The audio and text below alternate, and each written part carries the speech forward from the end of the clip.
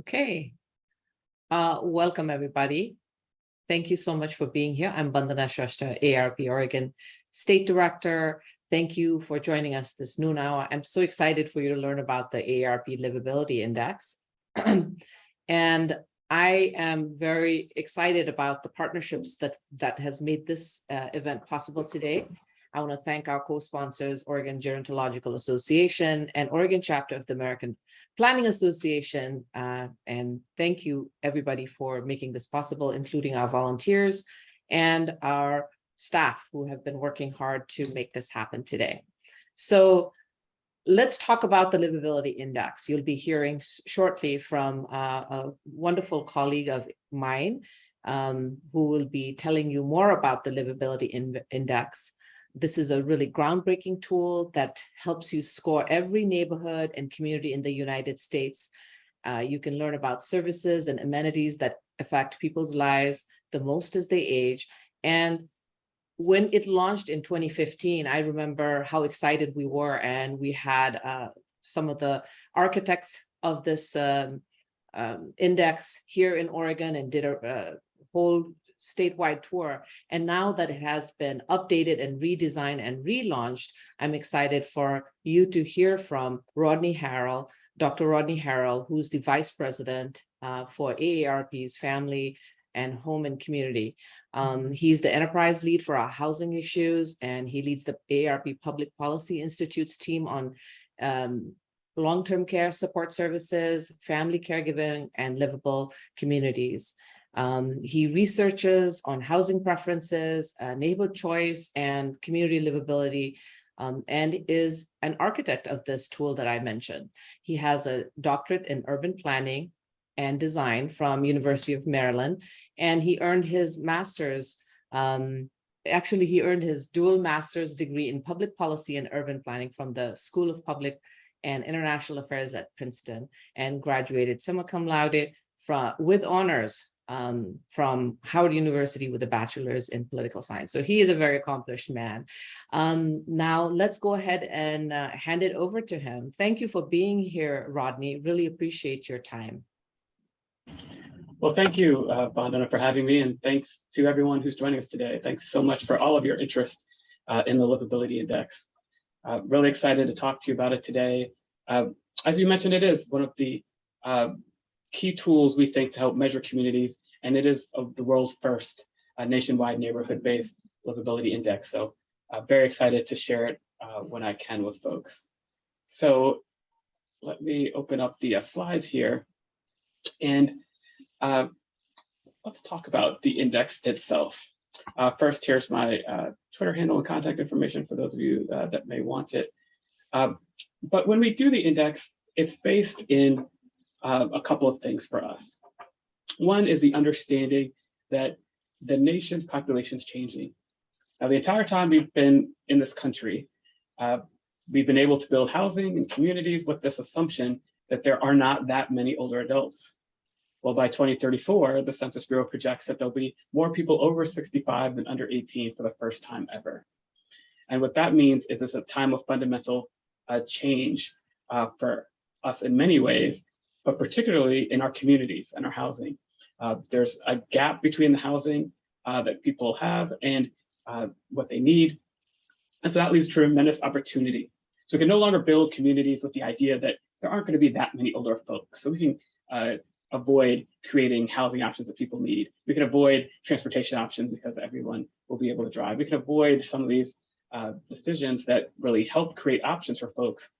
That can no longer work because every community will be diverse in many ways, including age. And so their research, we do surveys all the time, and we show that about 8 out of 10 of those 50 and older want to stay in their homes and communities as long as they can. So we've got a growing number of folks who are aging. We know that most people want to age in their homes and communities, but we also have a gap where these folks are not necessarily in homes or communities that meet their needs. And there was a Harvard study that showed about 1% of homes had a range of features that would enable you to stay there. The Census Bureau projected that 10% of homes are what they defined as age-friendly. but whichever number you believe, at least 90% of our homes aren't working for us. So that's definitely a gap between what people need and what they want. And measuring that gap, understanding that gap, is one of the challenges that we all face. And so this here is a look at a quick version of the conceptual framework that guides a lot of our livable communities work and the index itself. It comes from my PhD research about how people choose their neighborhoods. And the idea is, in short, that we all have our preferences. We have the things that we want.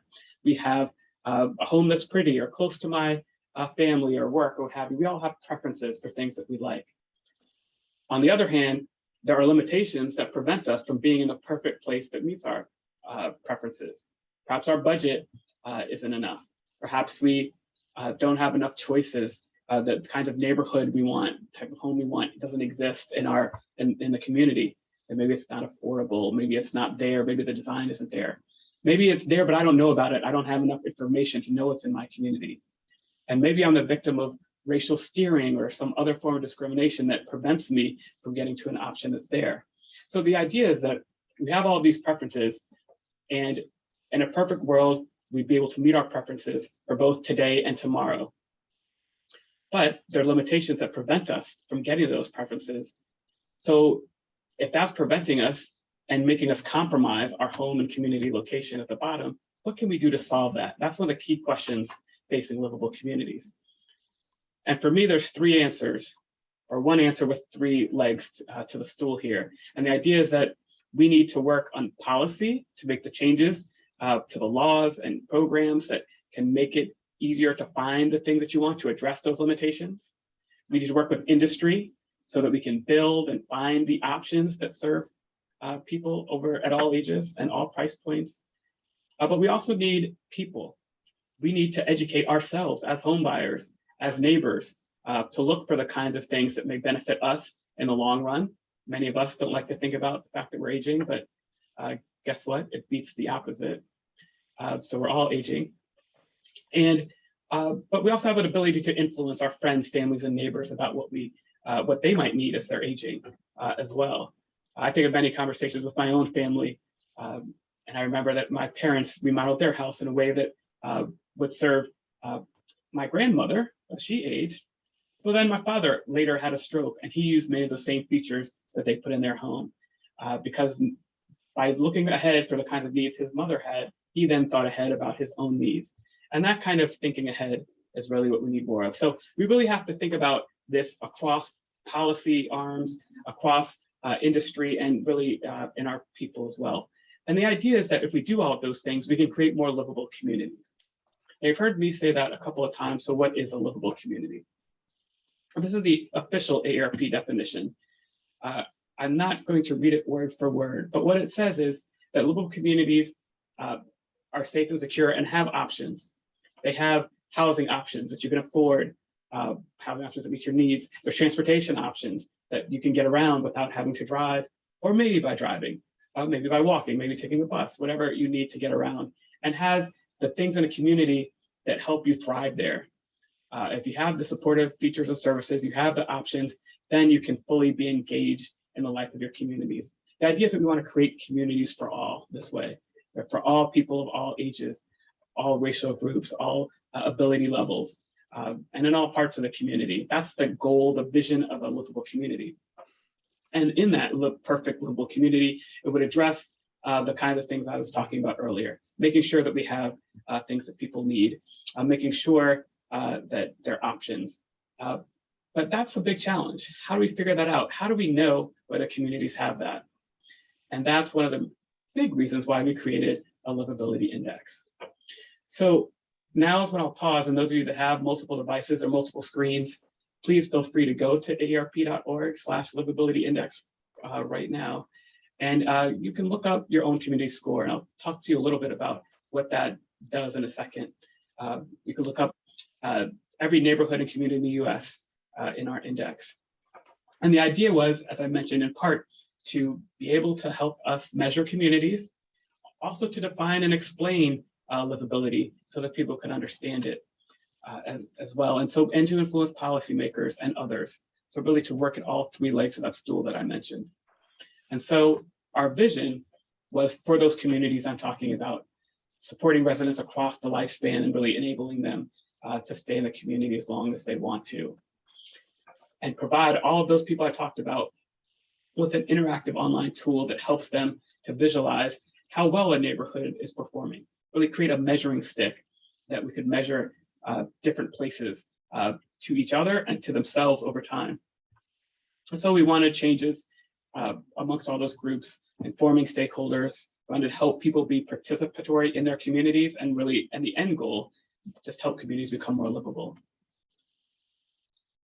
Oops, this is stuck here, but now there are many ways that the index has been used over the years. We created this in 2015 after 3 or 4 years of hard research and work with the first version of the index.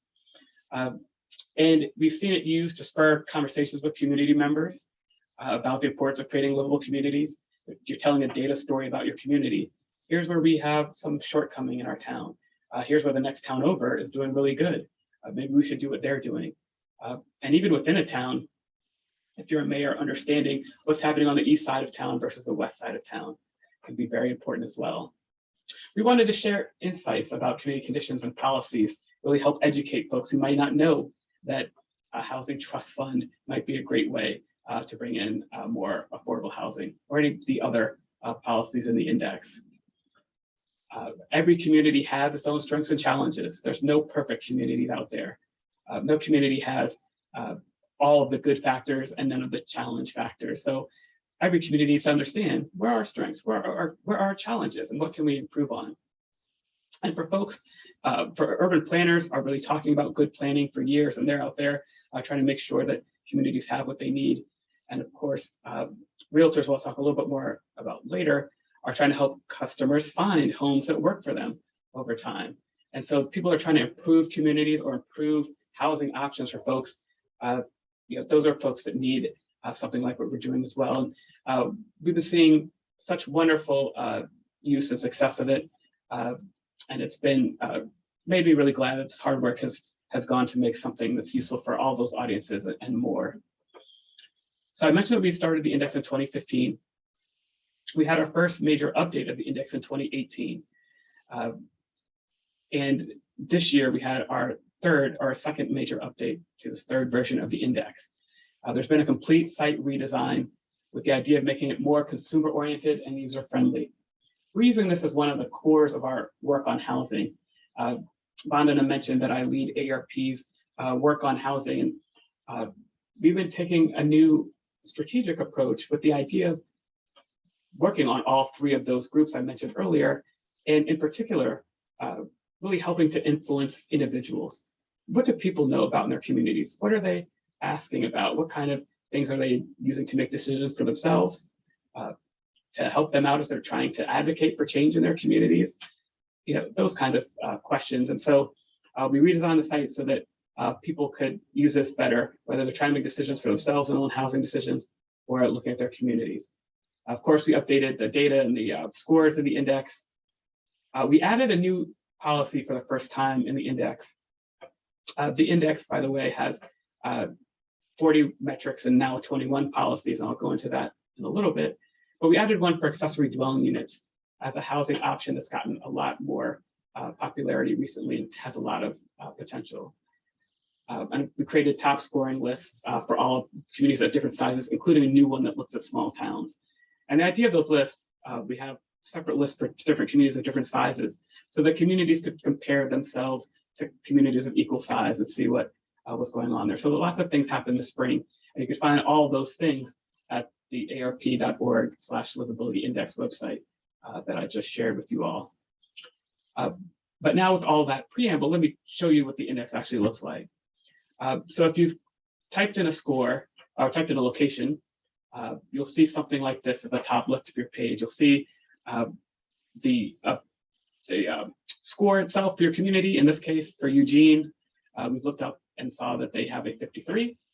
We see that the average score for the US is a 50. So even though the index theoretically goes from 0 to 100 for every level of geography from neighborhood to the state, 50 is the average. And so you see there that the scores might range for neighborhoods from 20 to 76 and cities from 23 to 73. Again, pointing out that no community is perfect. Even the top scoring communities have challenges that keep them from being at 100 overall on this index. But now you may wonder what makes up that 53. Well, I mentioned the 40 metrics and 21 policies in the index. They're broken up into these 7 categories. Excuse me. Housing, neighborhood, transportation, environment, health, civic and social engagement, and economic and other forms of opportunity. And under each of these, you'll see different attributes of a community. I'll just pick a couple here to give you examples. So housing accessibility. So under the housing category of the index, we'd count whether or not there's homes with accessibility features in their community. We look at whether there's options in housing, whether there's housing that's something other than single family housing, which is very important for having options in a community for people who may want to be in that neighborhood, but not in a single family home. And we have 3 measures of housing affordability, whether you've got what housing costs are, housing cost burden, which looks at housing costs compared to income. And then we also look at the amount of affordable housing in the neighborhood, so that if you lose your job or if your spouse passes and you need a home that's more affordable, do you have an option to have that? So that's an example of the metrics that are within each of those attributes in a community. And as you look at all across all of these attributes, you'll see things like convenient transportation options or healthy behaviors and access to healthcare and quality of healthcare, the kind of things that when we survey older adults, we've seen that are at the most important to them. And importantly, when we did our initial survey to create the index, we looked at not just what mattered to people today, but what mattered to them tomorrow. For example, people don't think a lot about transportation options while they're driving, but once you stop driving, that becomes crucially important. So we wanted an index that both looks at how much access you have to public transportation, but also how much traffic is there. Again, we're looking at the options that people have there. You hear me say that word options often today because it's a really important thing to center on. And so back to Eugene, as we look, we saw it had a 53 overall, and then we have scores that combine the metrics and the policies for each of those categories I mentioned. And you'll see here those scores again on that 0 to 100 scale. And so, a community like Eugene not only looks at all the metrics I mentioned each category, but we list also public policies. And the idea of the policy, and we call those policy points. And the idea of those policy points is that we want to look at some of the policies that can help improve things over time. So that the community with expensive housing, is there a housing trust fund in place?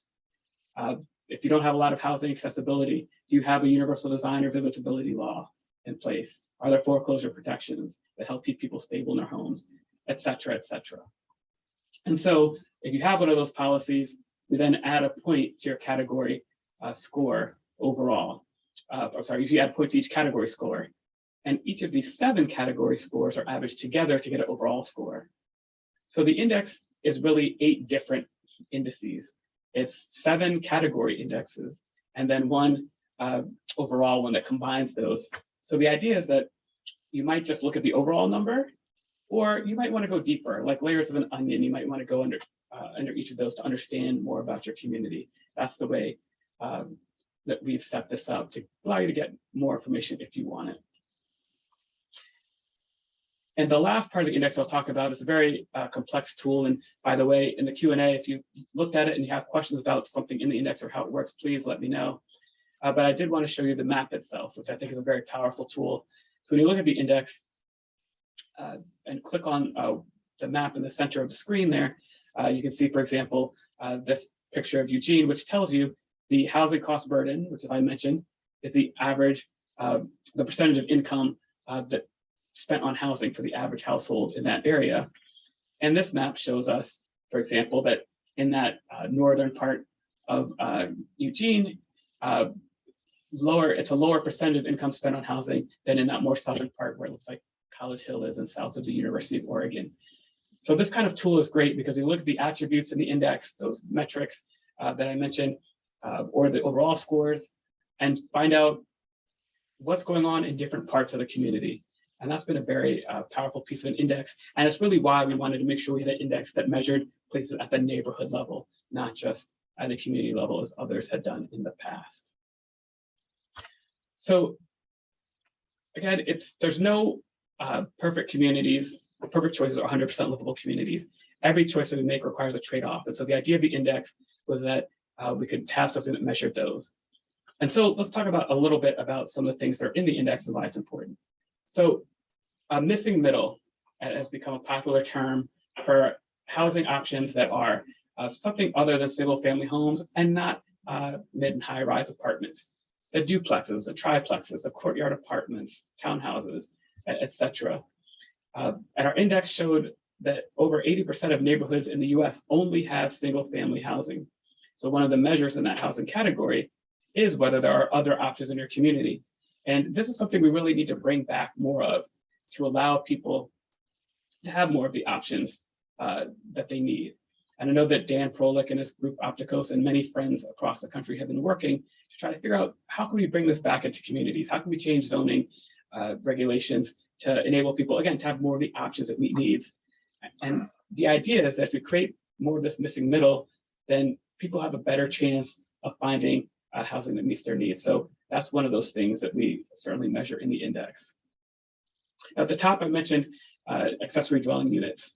Now, these you might know as a in-law suite or guest house or a casita or many other names. But the idea of it is that there's an extra house on a secondary unit on an existing property. And there's many different versions of them and names, but you'll see examples of this on the slide here.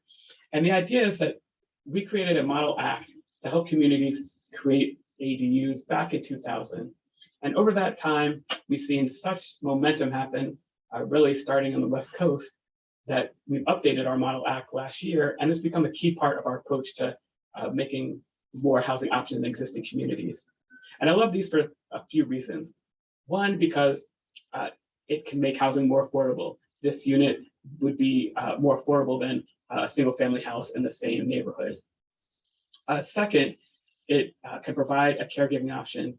And one of the biggest tragedies of COVID was all the deaths that we had in nursing homes. But one of the things that inspired were a lot of people to think about the fact that maybe I should have a space where my mother or father could stay in. And many of those people have started to create more interest in ADUs and, well, maybe I should build something so that they could stay in my home. So caregiving becomes another big reason for this. And then also potentially income generation. And we know there's many older adults in homes that cannot meet their needs or that they're too big and they can't afford them anymore. This provides one option to be able to rent out a unit on your property. And alternatively, if your home is perhaps a home that's built without features that you might need, you could build something, let's say like this unit on the left, that has 0-step entrances and some other features that might help you, like built with a universal design philosophy that can accommodate a person of any ability. You know, that home, the accessory dwelling unit might meet your needs, and you might be able to rent out your main home or use that for a family member or the like too. So it really creates so many different chances for you to meet your needs in a better way. And most importantly, this gives us a way to build within existing communities.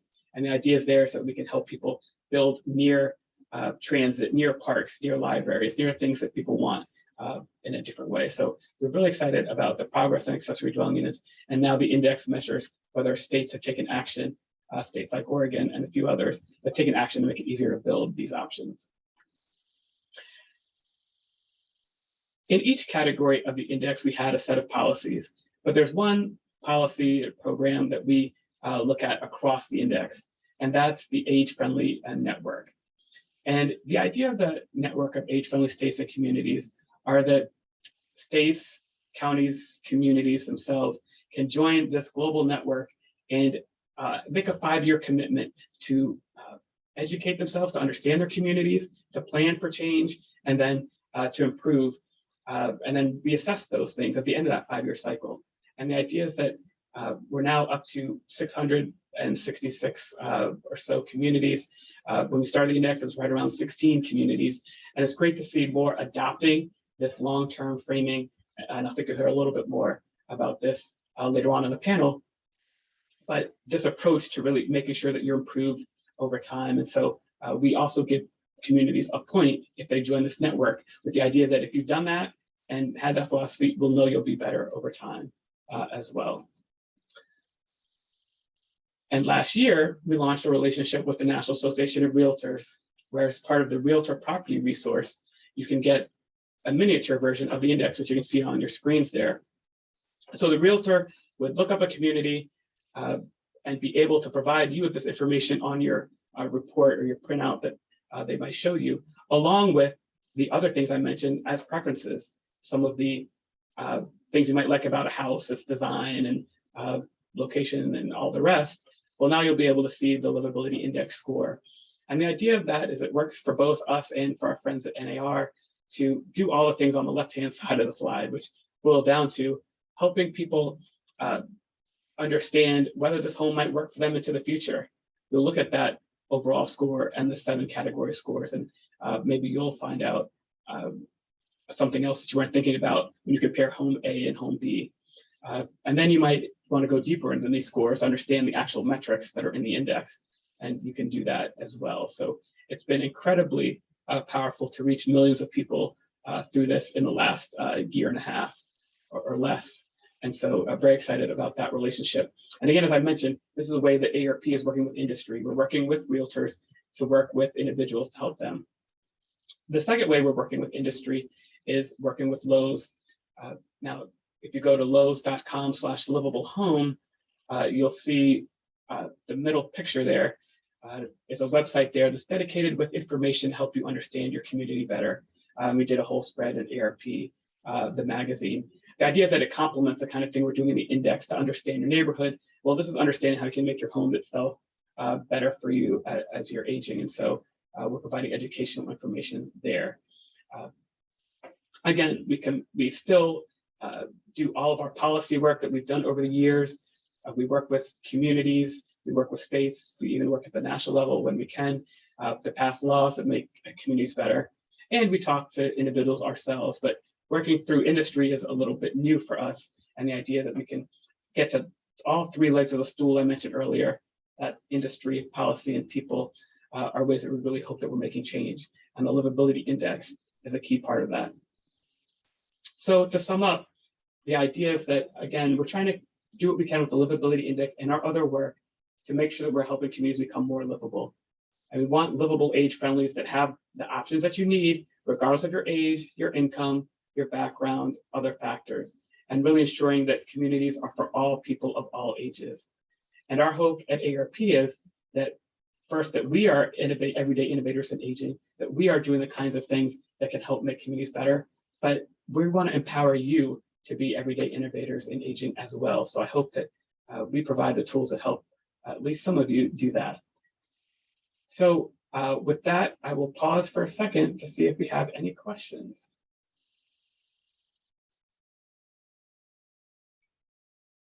Bond, I believe you're muted. You know, what's a Zoom without being muted when you're speaking? Thank you so much, Rodney. Really appreciate it. Excited to further explore the index. And actually, we do have a few questions, and I'm going to encourage other folks to either use the Q&A or to put your questions in chat, and we will track that and make sure that we're taking your questions. So I have a question here. It's from Bob. Bob wants to know, how small of a community does the Livability Index measure? That's a great question, Bob. So the index measures communities of all sizes. The idea is that we go down to that's called the census block group level. That can be as small as 9 city blocks. So if you type in an address into the index, you'll get a score for a census block group. And you also get a community of any size and city of any size. So the idea is that we wanted people to be able to get in there and understand the communities at any level. So that took a lot of work to get there, but we provide scores for all 211 some thousand block groups in the country and all of the thousands of communities as well. So you type in your address, a zip code, or community name, and find scores for each of those places at each of those sizes. Awesome. Thank you. I know it's amazing to put your address in and, there it pops up. It's pretty remarkable. I have another question. It says, we see walkability scores on a lot of websites like Zillow. Does the Livability Index use the same scoring system? So that's a great question as well. So Zillow uses Walk Score and some others do as well. And the idea of our index was that we wanted to be more comprehensive than what they do. So within our neighborhood category, the index, we measure things like your proximity to grocery stores, libraries, and parks. The three things that came up in our surveys is the type of things that people wanted to be close to. We also measure access to transportation and some of the other things that they measure. But we also measure wider things that aren't considered in the Walk Score. Things like the quality of housing, the quality of healthcare, the environmental quality, some of those other factors as well. So what we have, what I would say is our neighborhood category sort of correlates with what they're measuring there, and Walk Score kind of a tool. But then we have 6 other categories that really get at some other parts of the community that you'd want to see or know about.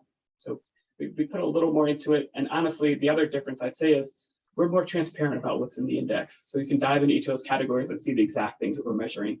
The Walk Score folks are a little bit less transparent about what actually goes into the Walk Score and how they calculate it. Yeah, I love the fact that we have, the sort of the softer things, the things that people really care about in that. I really appreciate that. So here's a question that says, safety is a big issue for older adults. Does the Livability Index look at crime rates? It does. In that neighborhood category I mentioned, we do have crime rates as well, because we know that that first phrase in that definition of livable community was that it has to be safe. So we look at crime rates, but we also look at things like vacancy rates to understand neighborhood quality, and then safety from a standpoint of traffic fatalities and some of the other things that are really dangerous for folks. So in our transportation category, so we look at crime rates, but some of the other things as well that make you safe or not safe or less safe in your community. Okay, great. Thank you. You mentioned the age-friendly network, and for those folks who know about the age-friendly network and the age-friendly framework, the age-friendly framework. And by the way, I will say, here with us, you'll be shortly hearing from Margaret Neal, who I call the mother of age-friendly, because she was at the very beginning with age-friendly, the project that WHO launched. But anyhow, my question is, how does the index relate to the 8 domains of livability that the age-friendly framework uses?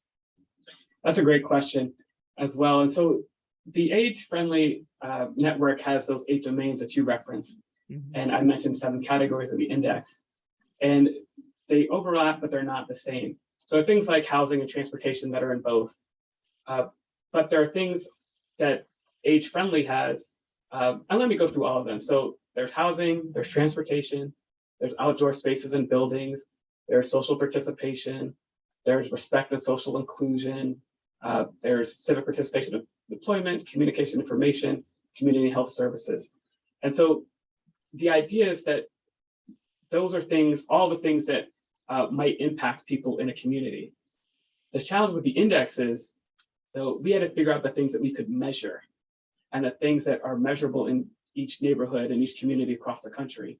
And so, for example, it's very difficult to measure respect and social inclusion in an index like the one we have that looks at what's on the ground in your community. So while the age-friendly network and the 8 domains say, well, this is something that we should work on, the index is focused on what are the things that we can measure across the community. And frankly, that's one of the big limitations of trying to create an index that we went through. Frankly, we started with hundreds or even thousands of potential measures and really looked closely at 300 before we narrowed down to the 61 indicators that are in this index as the things that we really could look at across the country in the way we do. So that's part of the reason we look at age-friendly underneath every category of the index, because it's so comprehensive. And so I'd encourage people to think about the age-friendly network and the kinds of things that we can do with those 8 domains and look at the index for the things that we're able to measure that reflect those domains. So they certainly go hand in hand. Yes. You mentioned 61 indicators and then 40 metrics. Can you just talk about the difference for those of us who are not terribly living in the worlds of indexes and scorings? Sure. Can you talk the difference about metrics versus indicators, Sure, Rodney? sure. And if I made that confusing, I will certainly try to clarify that. So when we're talking about the livability index, it has 61 indicators, things we're looking at to try to measure community progress. 40 of those are metrics. These are things that we can measure with numbers on the ground, something like how often buses come to your community, or how much housing costs. We can measure those things. Those are why they're metrics. On the other hand, when you want to look at the type of change a community can make over time, that's a policy. And so you can't really measure that on a 1 to 10 scale, or 1 to 100 scale, or what have you. And so the policies are basically, do you have a policy or do you not have a policy? And we track those separately in the index for that reason. And so we've got metrics and policies, 40 metrics, 21 policies, and that makes 61 total indicators. So hopefully that clears that up for you. Yes, it does. Thank you. I'm sure you had said it, but of course, you're like listening, I'm looking at things. So it's, I have another question here from Lizzie, and it says, does the index factor in climate and natural disasters, since some of the communities are more impacted by climate emergencies than others, and that's a major factor for older adult safety? Not sure how it could be measured exactly, though. Yeah, something we've been looking at. The thing that the climate emergency, climate risk, that's something that the data wasn't quite there yet when we were creating the index, but something we're continuing to look at. What we do have are a measure of whether or not in our environment category, we look at whether or not your community has taken the steps to develop the disaster mitigation plans. They have those natural hazard mitigation plans in place, so that while your community might not control whether or not there's natural disasters, they can control whether or not we have up-to-date plans to make sure that all community residents are taken care of in the ways that they need to be. And so that's what we focused on the index so far. But some of these climate risk measures are getting better and better. So you may see that in a future index as well. And I just want to make a plug, since we talked about the disaster mitigation plan. AARP just launched the disaster resilience toolkit. I've put it in the link in the chat. A companion piece of sorts to this is the one that FEMA has also produced. So I encourage you to check out this website and download both documents. It's excellent. Both of them are excellent. There is another question here that we have. It says, what can we do to have better access to public transportation for older adults? It can make the community more accessible for older adults and people with disabilities. So not yeah, that's a great question. I think we have to have a comprehensive approach to transportation. As you point out, older adults and people with disabilities often have more challenges than other folks at getting around. And so we may need specialized transportation services that get folks door to door. Or we can experiment. And by the way, if we have those services, we need to fund them and make sure that they're working well and efficiently for people, that they can access them. But we also may find other ways, new technologies that connect people to existing services. There have been some existing experiments with some of those ride share or ride hailing services to accomplish this. Volunteer drivers are one way to really help support that. And we've written about that in the Public Policy Institute, that making it easier for people to volunteer to help drive others around as well. And so it's one of those spaces where, oh, by the way, the last thing I'll mention is, you just create communities that are better designed to begin with, so that if people have housing options that are built with the universal design features near the kind of things that people need, well, maybe you won't need to drive as far to those things. And so maybe you could walk or take your wheelchair or what have you, just across the street or across down the block to get to the grocery store, other thing you might need as well. And so I always argue for comprehensive approaches when possible. But then the idea is that if we have something in our community, we can either work to make that thing better or add some other option to complement it. And piece by piece, step by step, we start to attack some of these bigger issues and challenges. Excellent. I think absolutely. And of course, I'm going to make a plug for become an age-friendly community, develop do an assessment, develop a plan, and get your stakeholders organized to look at all the type of options that will make transportation better, housing better. And I agree with you, Rodney, about taking a comprehensive approach. We just have a couple more minutes. If folks have questions for Rodney, please put it in the chat. I don't have any that I've seen, but I have a couple of questions that I thought I'd ask. So you mentioned that, there are no, well, are there, you mentioned 100 points, 50 being the average. Are there any communities in the US that score a perfect 100? And so there aren't. Possible? Is it possible? That's what I want to know, because we might want to have a perfectly scored 100 score community here in Oregon. Well, one thing we tried with the index was to really deal with that issue of you want to be perfect, you want to get to what you can, but also you want to have something that's attainable. I don't want communities to feel like they can't ever get to where they need to be. And so there's, with each of our metrics, there's some place in a neighborhood, some neighborhood in the country that's at the very top. And so actually you can see me, my background here is the AARP offices. I like to point out that there's so many transportation options here. You can walk around and do all that. Well, this neighborhood gets right about 100 in transportation for that reason. But there's a lot of other categories that it's lesser than. So nobody gets that 100 overall. And of course, DC is very expensive for one, for example, that really hurts in their score. And so the idea though is that some community in the country is doing great at least one of those things. And so maybe you could do some of the things that that community is doing. We just talked about transportation options, for example. Maybe they have some of those transportation options we just talked about that improve that transportation score. And so at the same time, that's attainable in the sense that somewhere in the country is doing it, but we know that no community is doing everything in a great way and has no crime and low housing costs and lots of parks and all of those things.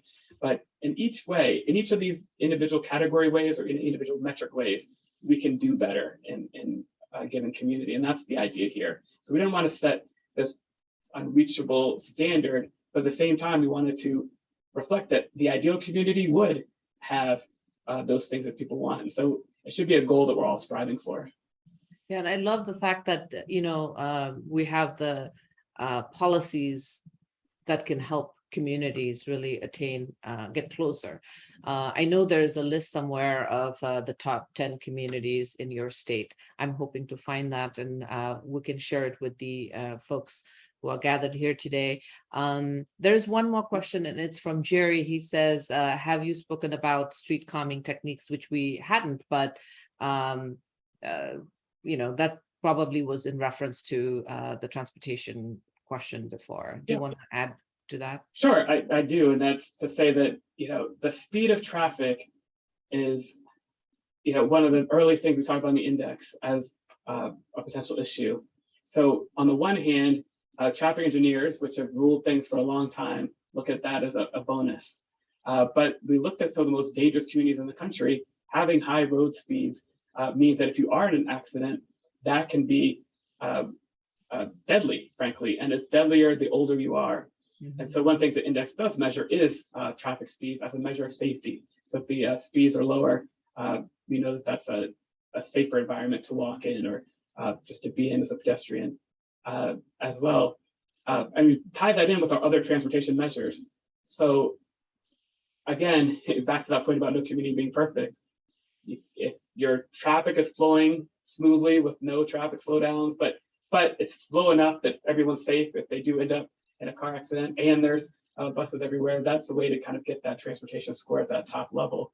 But it's certainly, the idea is that we wanted to make sure to reflect how important it is that people stay for those low speeds, and the construction and road design that we have to enable or to encourage drivers to slow down is one way to really help lower those traffic speeds. That's excellent. I know there's a lot of interest in transportation, but we just have one more minute. So I just want to ask one question from my part, because this is produced by AARP. There's this idea that this is just for older adults. What can you talk about that a little bit, and what is AARP doing?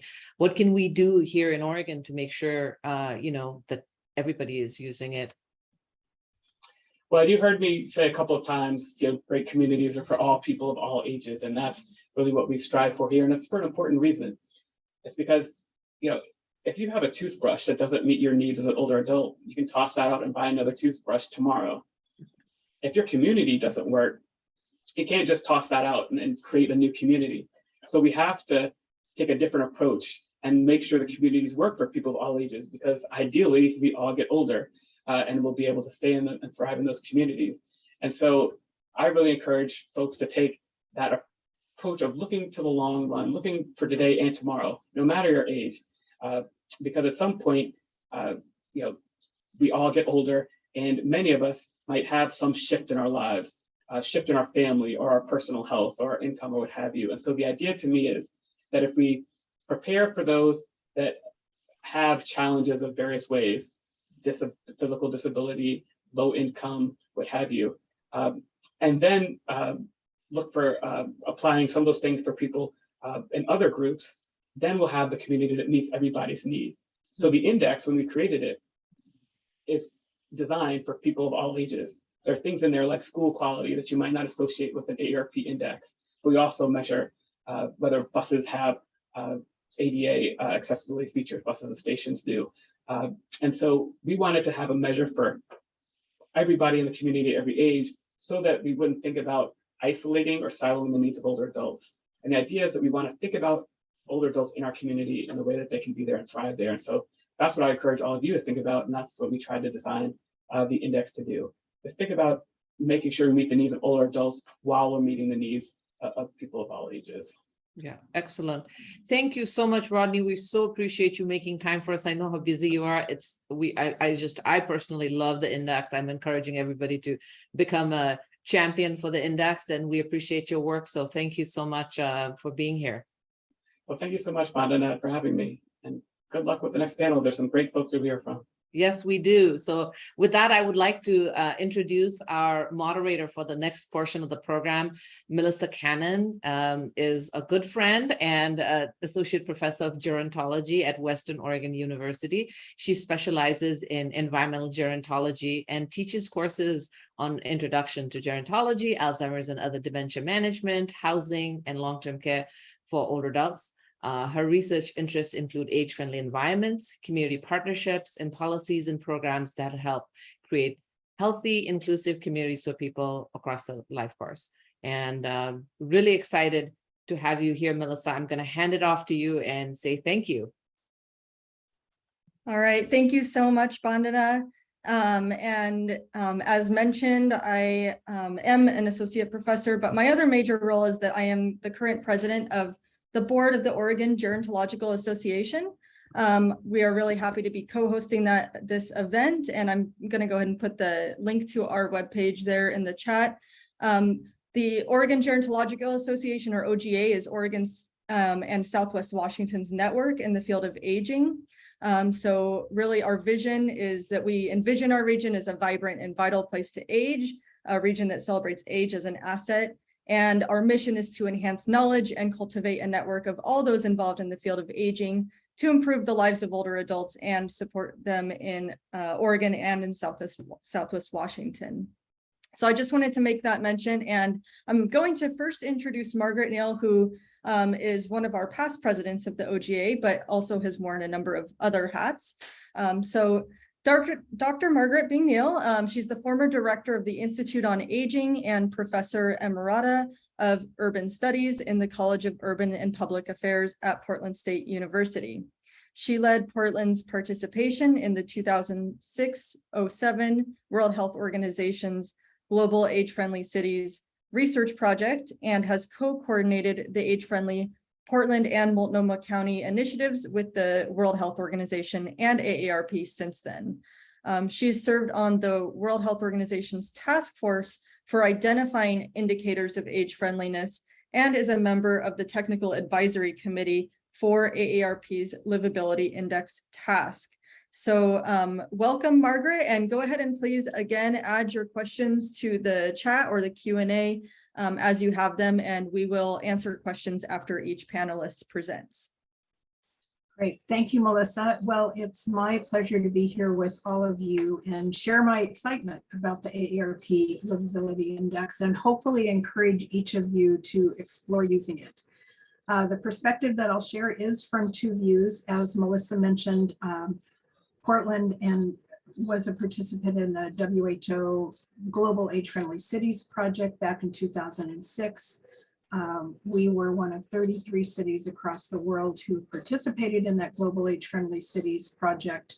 Rodney mentioned the 8 domains of age friendliness, and that project involved doing an assessment of Portland's age friendliness and then comparing our age friendliness to the other 32 cities in that global network or the Global Age Friendly Cities project.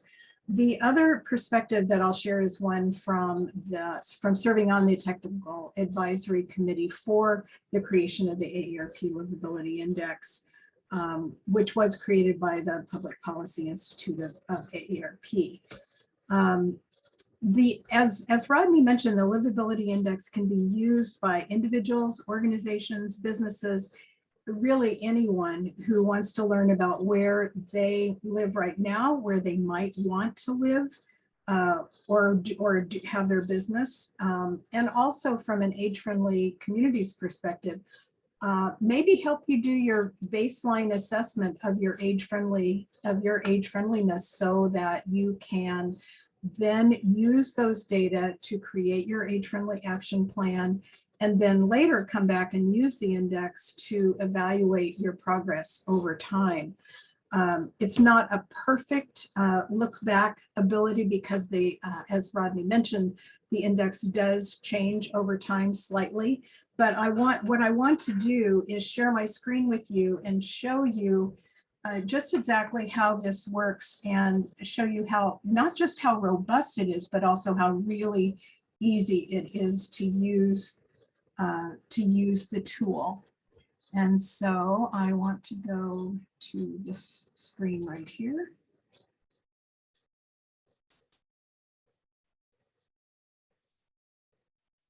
All right, can you all see that? Yes. Okay, great. That's not what I wanted to do. Excuse me 1 second. Let me get back here.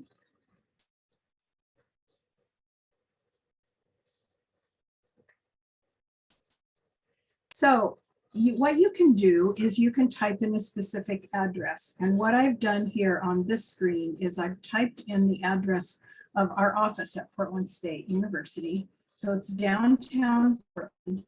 And you just type it in and then you click on the search button. Away. It loads. And this is the address, as I said, for our office at Portland State. You can see that we have a score of 66, which is well above the average for US communities. You can also get basic information here about the area. So in this census, this is a census block area. You can see that there is some diversity of individuals living in the community. Some households who have disabilities, 50% of households without vehicles, that's high. And that's largely because it's in downtown Portland and on the PSU campus. There's the median income poverty index and upward mobility, which is an indicator that when you see these little eyes, you can click on them and get an understanding of exactly what is meant by the particular indicator. If you scroll down the screen, you can, if you want, click on a map and you can see the area that you have indicated for your address. And in this case, you can see that it's one of those census block groups that Rodney mentioned, and it highlights the area specifically that you're looking at when you type in your address. And what I thought I would do is just show you underneath transportation frequency of local transit service. So, and this is a really good indicator for this particular area of town, because we have, I think, 3 light rail cars that go by, or routes that go by, and the trolley goes right through the PSU campus. But when I reduce the size of the map, you can see some of the areas where that's not doing it.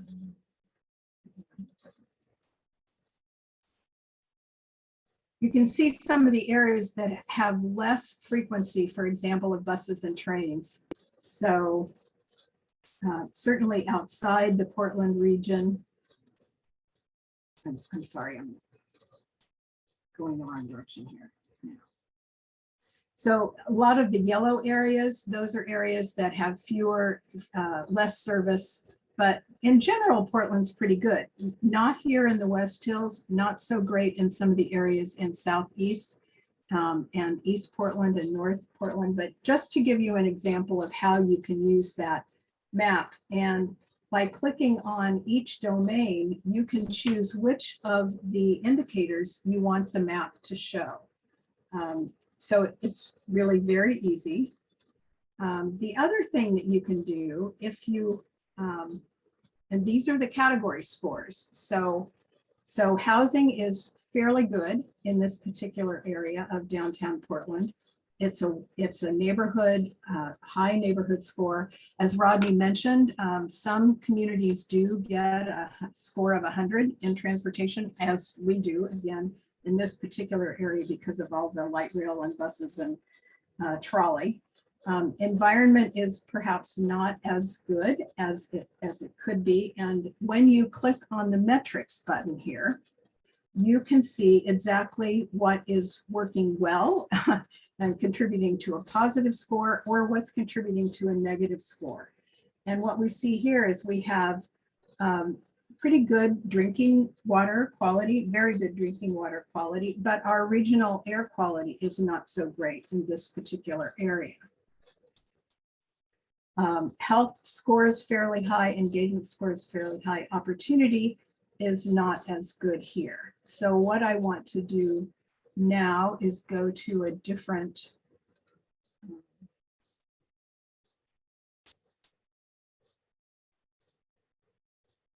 I want to show Sisters, Oregon. And so, because I know some people from Sisters are likely on this call. So Sisters also scores well on the Livability Index. You can see again the amount of diversity, which is not terribly high in the Sisters area, the households with disability, etc. We can go down the screen, and again, there's the map here. You can look at the specific scores on each of the indicators here, each of the categories of livability. And again, I want to point out the little eyes here. So when you click on the eye, it gives you information specifically what's being, what the category is. And then over here, if you click on metrics, you see each of the indicators of housing metrics that are included in the index. And here you can click on the policies. So under housing, each of the housing policies is indicated here. And you can see that our state has an accessory dwelling unit policy, as Rodney mentioned, and there are state and local plans to create age-friendly communities. And in this case, Sisters is one of Oregon's age-friendly cities that are working toward becoming more age-friendly. So you can collapse that then to look at each of the other categories. Engagement is a good one to look at here in Sisters. It has broadband, high percentage of broadband, opportunity for civic involvement, high voting rate, good social involvement index, somewhat fewer cultural arts and entertainment institutions than you would find, for example, in a larger community. but that's a very high score in engagement for sisters. I'm going to show you one other.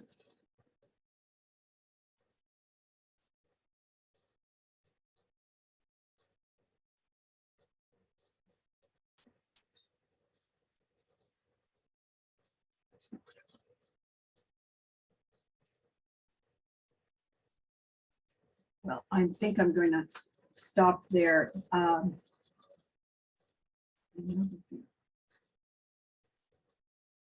Okay, I think I better stop there.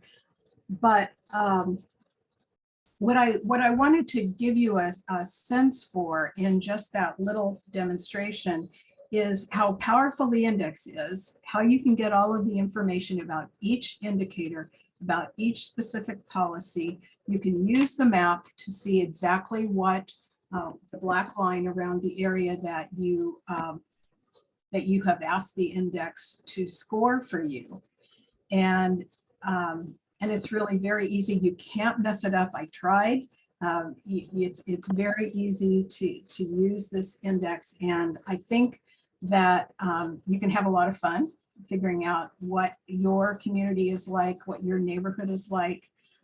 You can put in, as Rodney said, any address, any city or community in the US, and it's there. There's also an opportunity at the bottom of the page for, if you, for example, think that the index is not including one of the policies that you think it ought to include for your community, you can write AARP and tell them that they've missed a policy, and it's highly possible given the huge quantity of data that they're dealing with in the index. But you can let them know that it's missing, and they can update it then for you. So I think I will close with that and move Melissa to let you introduce the next panelist, and I'll be happy to take questions at the end. Great. Thank you so much, Margaret. Yeah, I didn't see any questions pop up here, but if you do have questions, go ahead and please add them to the Q&A, and you can just indicate which panelist you are directing your question to. So the next person I'd like to introduce is Brad Kilby, AICP, who's the planning manager and project manager with Harper Hof Peterson Regelis Incorporated. I hope I said that right, in Portland, Oregon. Brad has 25 years of experience as a land use planner.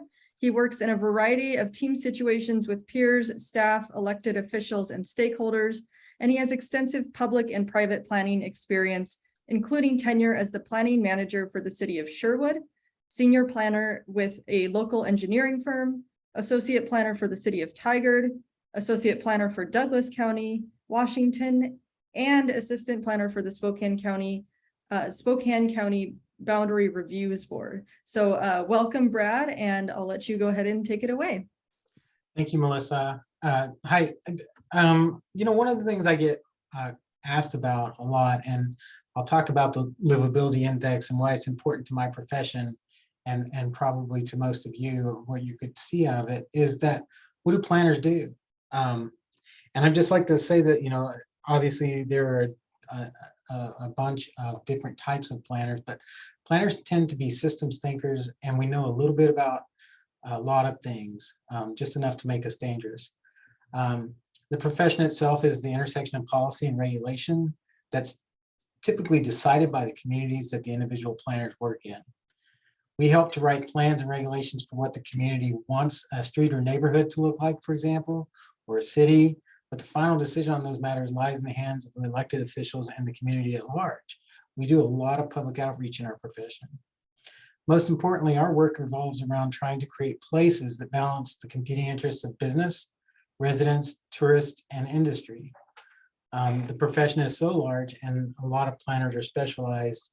You have current planners that deal with, these are the folks that you probably talk to when you walk into a permit center and you want to get a permit to build a new house or expand your business, those types of planners.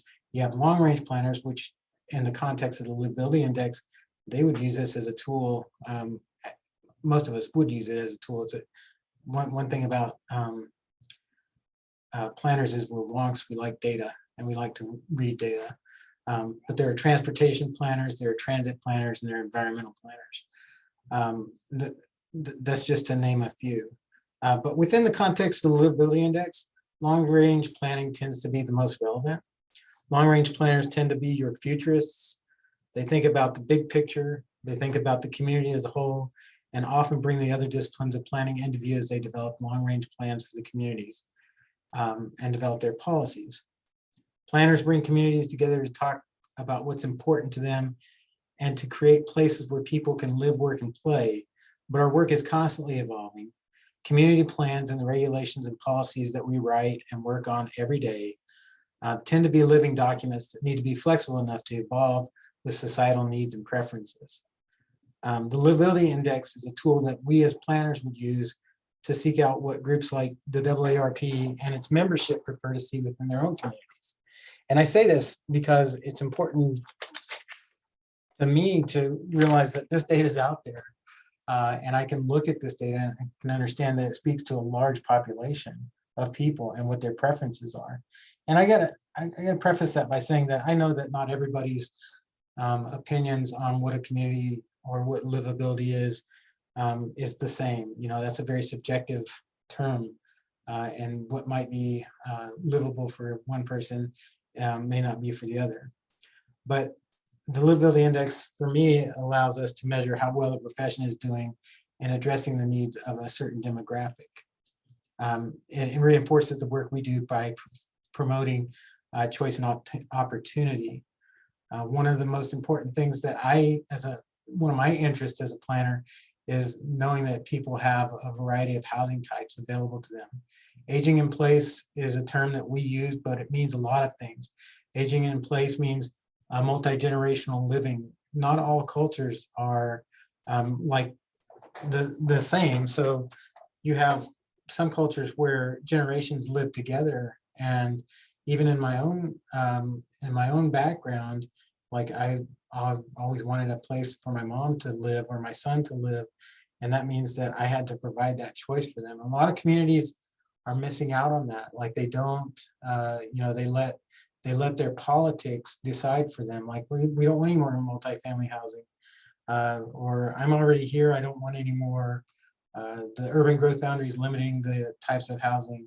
And that's really not it. I mean, it means that you provide apartments and townhomes and other types of cottage industries and things where housing can fluctuate in price. So you're not having to pay the exorbitant prices of a single family home in our region today. It means that your kids can go to college and come back and live and work in the same community that they grew up in without living in your basement. It also means that if you're closer to my age or older, that you're ready to downsize out of that single family house on a large lot because you're tired of taking care of the yard, but you want to continue to have your autonomy. So you look to other types of products like townhomes or apartments or cottages, and those have to be available. And communities need to make sure that they're accommodating those types of uses. We know that it's important to provide opportunities for people to live and recreate near places that they work. Not everyone agrees, but we know that transit and walkability are good for communities and people's overall well-being. You have to be able to live close to where you work. And I hear this a lot when in our region when we're talking about transit, where people are just upset because they don't want any more money being poured into transit. But the fact of the matter is that you have people in the service industry that can't actually live near where they work. So they spend a lot of their day and time commuting. So without providing those choices and making sure that it's a walkable community, it makes it much harder for them to make a living. We look into the index to find out where people are moving to and from. I think the question about climate came up, and that's something that's very prevalent in the discussions around urban planning today. You know, there's going to be a lot of climate refugees moving from different parts of the country and world, for that matter, where water is no longer available, or the heat is so hot that it's no longer habitable for them to live there. And we see that already today. We see people moving around in response to things that are going on in their world. Finally, we utilize it to be more aware of trends that are important to people as we plan. I think it's important to note that a couple of our panelists are from places that are high on the livability index. And I think that, the preference is that they would live there. It'd be interesting to go to a place that is low on the livability index and do some type of survey or poll to find out what communities think is lacking in their own community, and find out if those are components of the livability index that would be improved by them providing those services and amenities. And with that, I just wanted to say thanks for having me today, and I'm available for questions. Thank you so much, Brad. So we do have a question, which is how can long-range planners work better with traffic engineers so we are better coordinated in creating balanced communities, not following traffic-based only solutions? Yeah, I mean, so that's a really tough question. There's a way to do it. But I think that a lot of transportation planners and long-range planners already try and accomplish that. And we do that through multimodal transportation planning. We try to make sure that there are safe ways for people that are on bicycles, on foot, or by vehicle to get to places. Oftentimes, there are long distances between places. So that's important to make sure that the transit stops are walkable, that people can get to transit stops into their, to the areas that they need to be.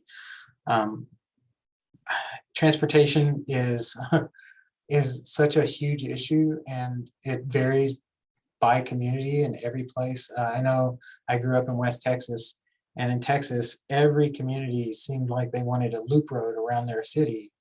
And I recently went back, and the city I grew up near, Lubbock, now has 2 loop roads.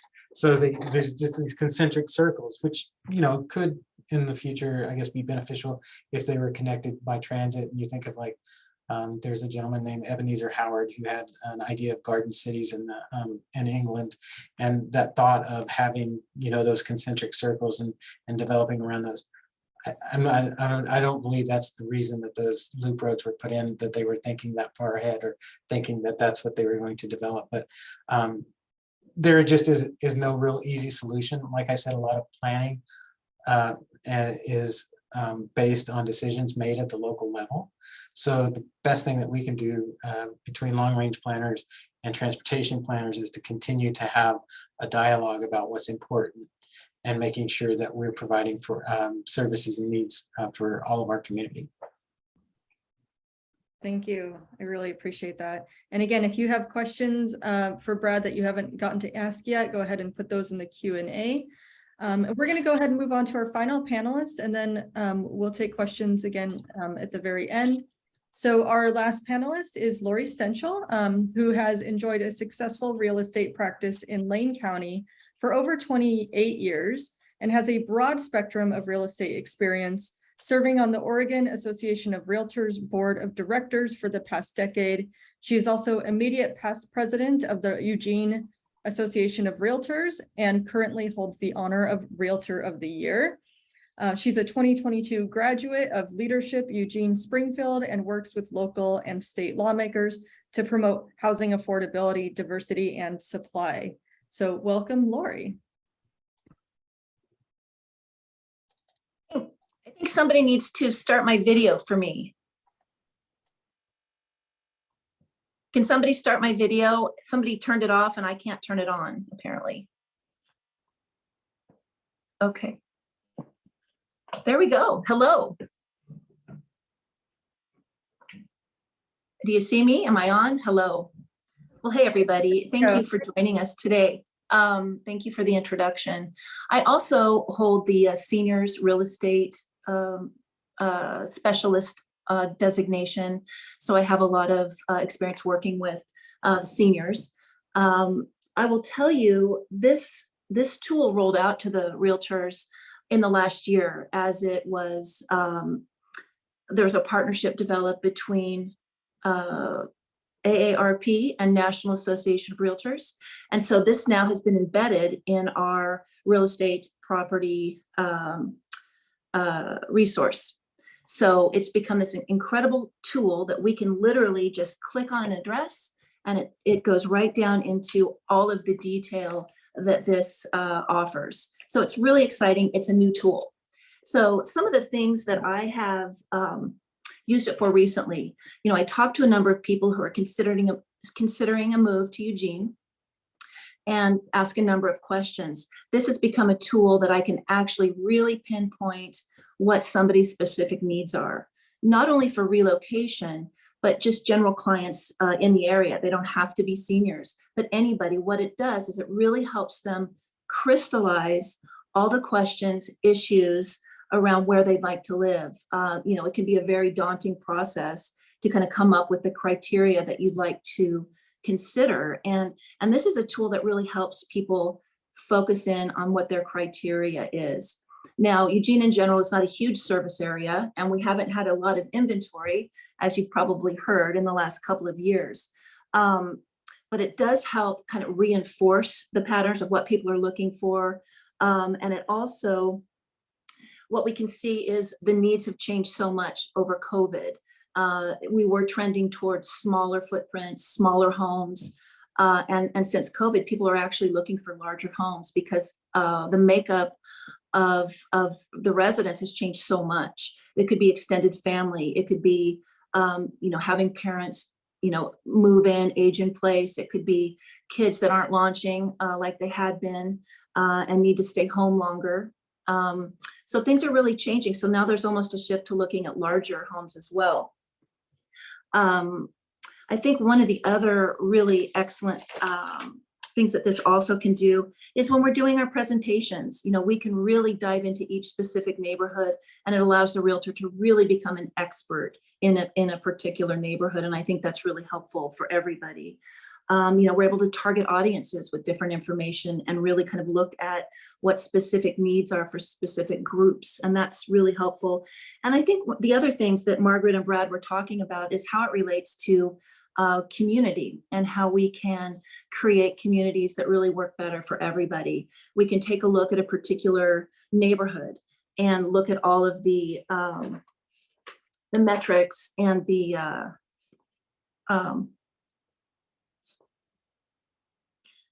information, the indicators is the word I was looking for. We can look at all the different indicators and really kind of form what's missing, what do we need more of.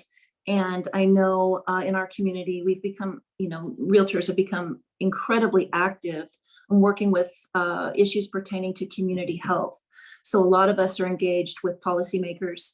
We're working with them to increase more pathways to home ownership. We're looking at more opportunities to create communities that are aware of climate, challenges that are coming, having good proximity to transportation, all of those things, working with policymakers. What if there's a big piece of land that goes on the market from a private owner, and it happens to be right on a corridor in a great location where we could add more housing, and then all of a sudden it's going to be another 7-Eleven and a gas station, which is very disappointing. What if we could talk to lawmakers and make a policy where perhaps the cities are coming in and help subsidize these locations for affordable housing and creating, partnerships that could really improve that. We have an affordability problem, absolutely. And so looking at this structure, it really does help us pinpoint where things are missing, where they could, where a useful application could be. I'm big on condos. We need to expand what we're selling. We need to expand opportunities. Affordability is off the charts. And part of that is a reaction to the fact that we have so many limited housing options. And, we did finally pass the bill for the missing middle housing, which is the House Bill 2001, that says that, larger cities have to comply with allowing for R1 zoning to now be divided into creating more units of housing. For realtors, it's kind of a tricky balance between, wanting, homeowner property rights is key, but is it protecting R1 zoning? Is it allowing for the ADUs? Is it allowing for somebody to actually, create a duplex or some other, element in their home ownership? And we know that more units, could put a downward pressure on affordability and just make more options. If we're looking at condos, for example, those tend to be in more urban areas. You can retrofit something that's already existing that can be incredibly geared toward the aging lifestyle, single level, close to corridors, close to services. And that's something that we're really working hard with policymakers so that they can reduce the time limit for tort law because too many of these developers are faced with 10 years being on the hook for anything, whereas developers coming in with apartments can be in and out. And so we're not really putting a lot of effort into building the condominiums. Also looking at some of the mapping, big issue here in Eugene are wildfires. And so kind of taking a look at the different mapping and how that might be pulled into the future of what we're doing with the index is helpful. So as we work towards that, I know that Oregon just pulled back. They were going to, roll out the new mapping, and they've pulled it back to kind of work on it a little bit more. But I think having those indicators, as flooding, prevalent, wildfires, all of those climate issues, being incorporated into this would be incredibly helpful. Trying to think what else. I'm just impressed with the level of detail that this index offers. I mean, it really dives deep into beyond just the demographics. Is there, what kind of diversity do we have? What are we looking at? Is there green space in the neighborhood? Is there a library close by? All those things matter. And so this is just an incredible tool to focus us on our jobs of trying to help people find home that works, and also helping the clients be able to really sort of dial in exactly what their needs are. So I guess that's it for me. It's kind of a new tool, but very exciting, and I'm happy to be here. Thank you. Thank you so much, Lori. Got a question for you, and then we do have a question for all the panelists after that, and I'm sure we can take one or two more if anyone has them. So for you, Lori, as a realtor, what are some things you think older residents looking for a new place should look at as they research neighborhoods? Well, I think everybody has sort of a specific need of what they like, what kind of a floor plan, for example.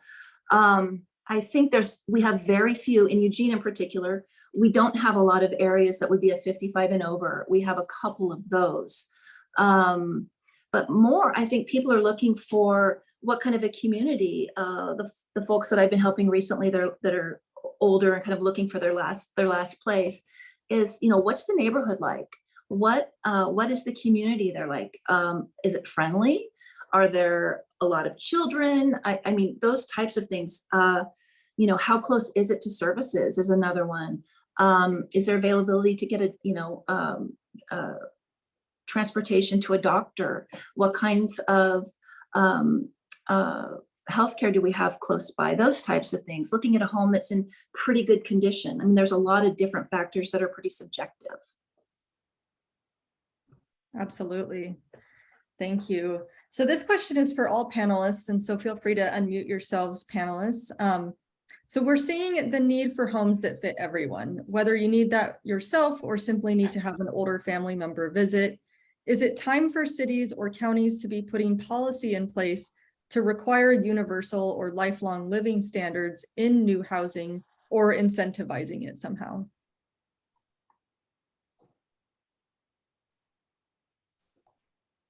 We absolutely need incentivization. I think that's how we get things going.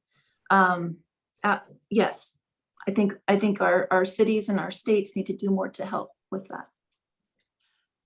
So by that, I mean, like the one thing that I always like to ask is, if you present a problem, you should have a solution, right? So what are the solutions? So I guess I would throw that back on our panelists, but from my perspective, it's like, I feel like there are a lot of communities in Oregon, even that I work in today, that are very upset that the state has passed House Bill 2001 and Senate Bill 458, because what they see that as overreaching their autonomy, and it's the state dictating what they need to do, forgetting that the state is actually their elected officials. So these are people, within the legislature. But one thing that I would suggest or recommend, a way that I think that communities could incentivize housing, is to reduce or lower systems development charges for the alternative types of housing. Make it relative to actually the impact that type of housing might have on the system that you're trying to improve. And I would agree with both Lori and Brad. I think it's very important to provide incentives for universal design, construction and remodeling of universal design. My more radical view would be, I would actually like to legislate it, that it be a requirement that all houses be built with universal design standards. I probably won't happen in my lifetime. I know that it's not always a popular view, but the reality is that at any moment, any of us can have a disability, can have an accident, can break a leg, can have a stroke, anything. It's not just what happens to older adults. And so if we can educate the population about the fact that these kinds of design principles are good for people of all ages and abilities, I think that's a way to go. I was going to say that the city of Portland used to have I don't want to go into a ton of detail, but what they did was they did a design competition, and the design competition said they sent it out and these architects came in with these different types of designs, and ultimately the city selected a design, and they said, if you come in with this design, this housing design, this is for a skinny lot is what they were trying to fit houses onto.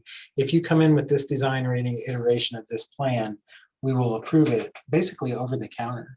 And as many people know, or maybe not, people that aren't in the industry don't know, time is money in our industry when you talk about development and building houses.